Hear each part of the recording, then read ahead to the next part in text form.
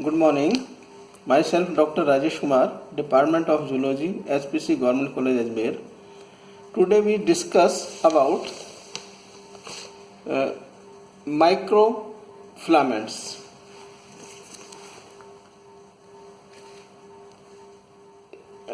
Structure and function of cytoskeleton and its role in motility के अंतर्गत आज हम माइक्रोफिलामेंट्स अर्थात एक्टिन फिलामेंट्स के विषय में चर्चा करेंगे. The topic microfilaments may be completed in some points. These are introduction, elements of cytoskeleton, actin filaments,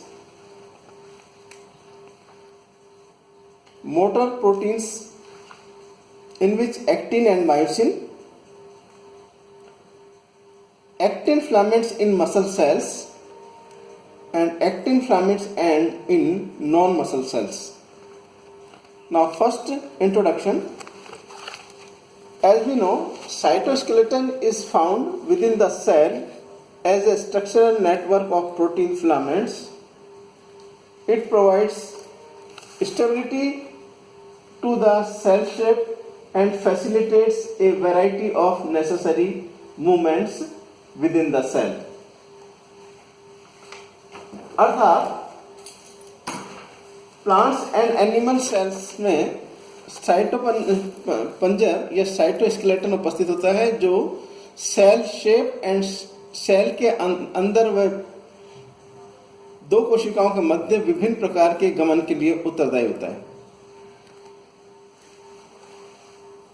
the cytoskeleton within a cell mainly consist of three elements: a network of microtubules, cytoplasmic network of actin filaments, also called as microfilaments, which is 5 to 7 nanometer in diameter, and third element is intermediate filaments.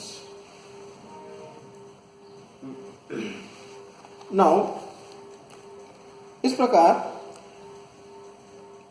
Microtubules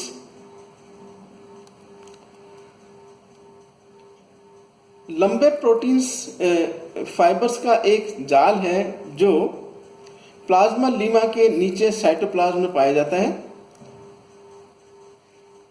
actin filament से बना microtubules actin filaments, intermediate filaments and microtubules के द्वारा निर्मित होता है. Now the second elements of cytoskeleton, that is actin filament, which is also called as microfilaments, about 5 to 7 nanometer in diameter. Actin protein is found in two forms: globulate and monomeric G-actin, and filamentous polymeric F-actin, which is also described as actin filaments, also called as microfilaments. अर्थात actin filament actin protein molecule से निर्मित 5 to 7 nanometre diameter के different लंबाई के लंबे तंतु होते हैं. ये एक्स्ट्रा सेलुलर या सेलुलर कॉर्टेक्स में पड़ी हुई छड़ाकार संरचनाएं होती हैं जो एक जाल का निर्माण करती हैं. प्रारंभ में एक्टिन फिलामेंट्स की उपस्थिति का अध्ययन स्ट्राइटेड मसल्स में तथा इनके कार्यों का अध्ययन मसल सेल्स मसल कॉन्ट्रैक्शन में दिया गया. यद्यपि ये सभी प्रकार की सेल्स में पाए जाते हैं तथा डिफरेंट प्रकार की सेलुलर मूवमेंट में सहायक होते हैं. ये सेलुलर मूवमेंट विभिन्न प्रकार की क्रियाओं में महत्वपूर्ण भूमिका अदा करती हैं, जैसे समसूत्री विभाजन के पश्चात सेलुलर खांच या सेलुलर प्लेट्स का निर्माण होना, सेकंड, सेलुलर मोटिविटी, और थर्ड एम्ब्रियोनिक डेवलपमेंट की प्रारंभिक अवस्था में cellular movement.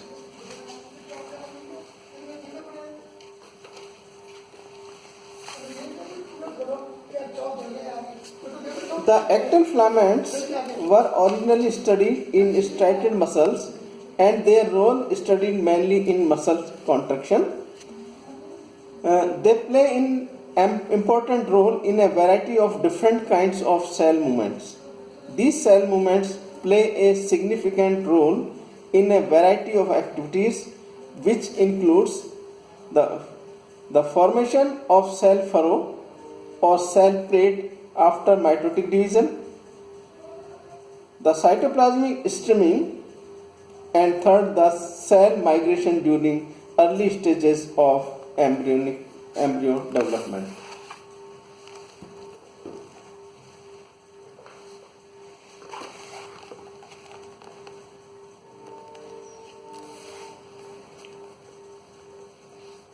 Now, actin filaments in muscle cells including muscle contraction. जैसा कि हम जानते हैं कि प्रारंभ में एक्टिन फिलामेंट्स की उपस्थिति का अध्ययन रेखीय पेशियों में तथा इनके कार्यों का अध्ययन पेशीय संकुचन में किया गया।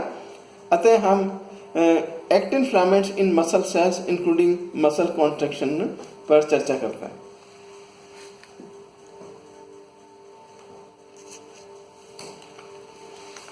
The role of actin filaments, which is also called as microfilaments, in striated muscle construction has been the most extensively studied function of these elements of cytoskeleton.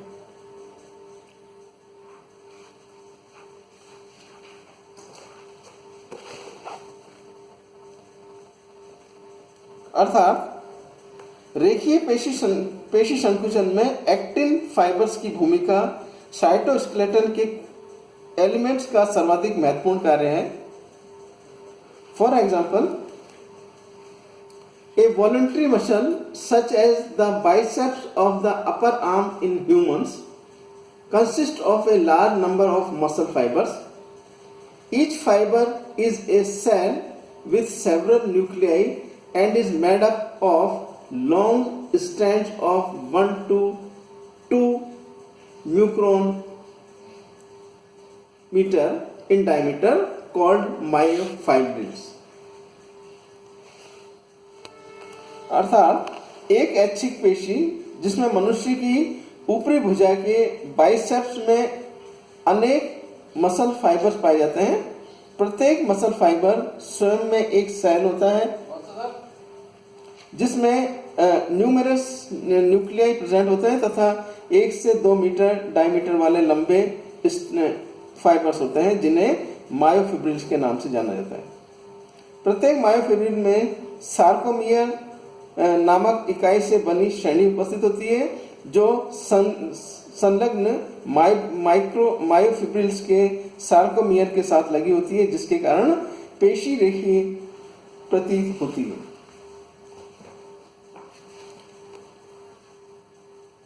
Hence,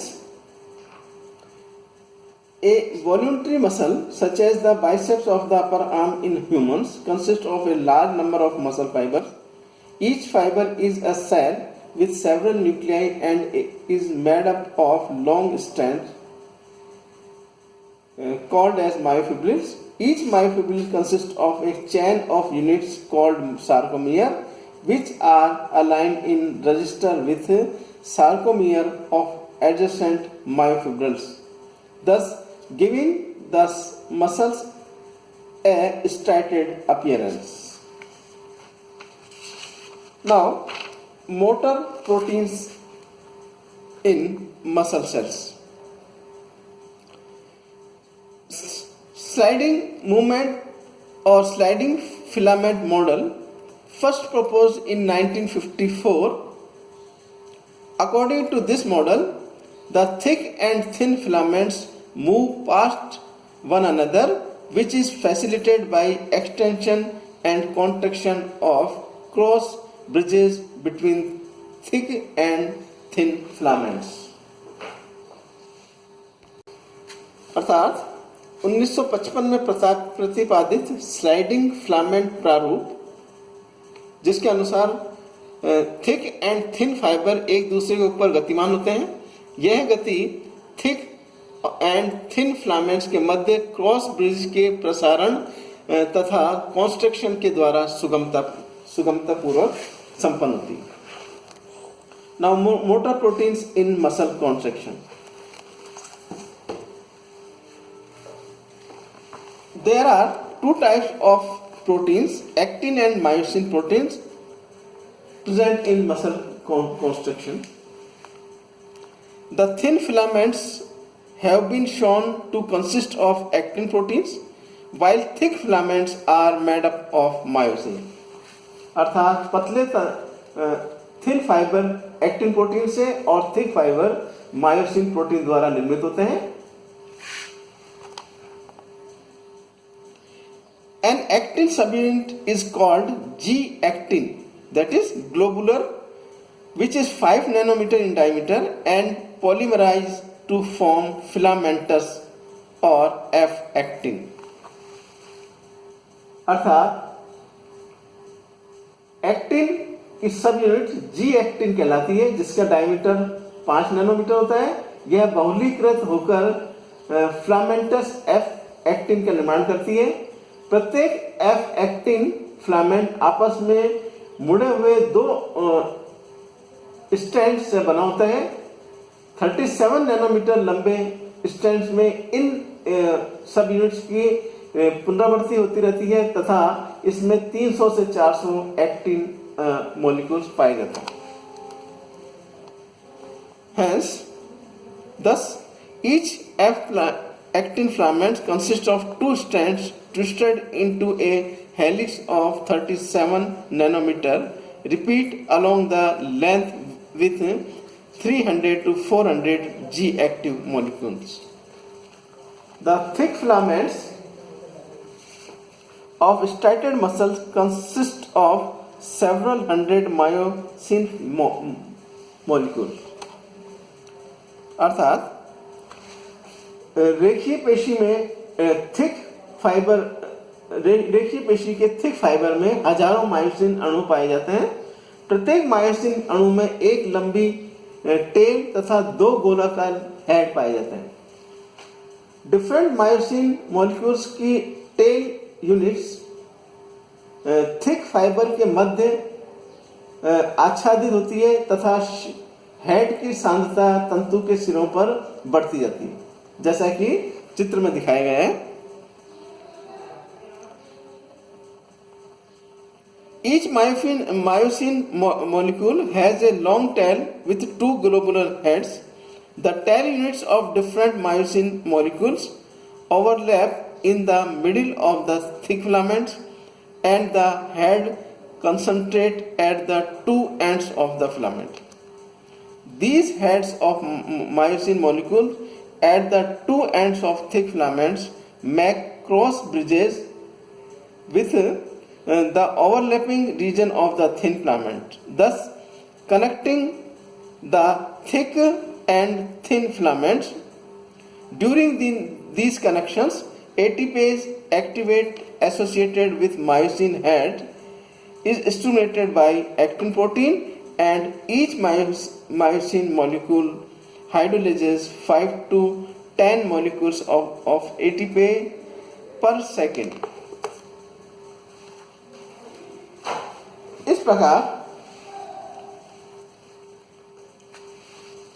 myosin molecules के ये हेड थिक फाइबर के दोनों सिरों पर thin fibres के आच्छादित क्षेत्र के साथ क्रॉस ब्रिज का निर्माण करते हैं।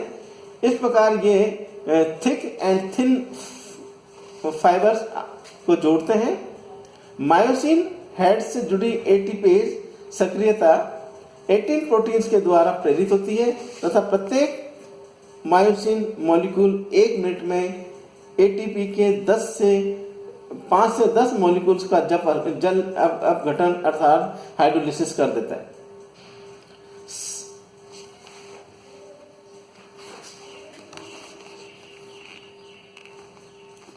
ATP is hydrolyzed, relaxing the molecule to its original shape when a second cycle may start. अर्थात सेकेंडरी साइकिल के प्रारंभ होने पर एटीपी का हाइड्रोलिसिस होता है, जिससे शिथिलन के द्वारा अणु अपने वास्तविक आकार में आ जाते हैं. Now, role in motility.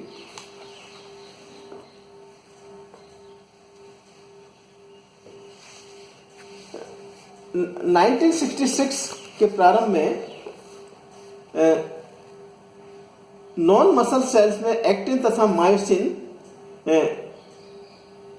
Proteins को धारण करने वाले एक्टिन फिलामेंट साइटोप्लाज्म में प्लाज्मा मेम्ब्रेन के नीचे पाए जाते हैं तथा अनेक प्रकार के कार्यों में संलग्न रहते हैं, जैसे प्लांट्स में साइटोप्लाज्मिक मूवमेंट, शूडोपोडिया के द्वारा होने वाला कोशिकीय गमन. ये दो कार्य एक्टिन फिलामेंट्स के द्वारा किए जाते हैं.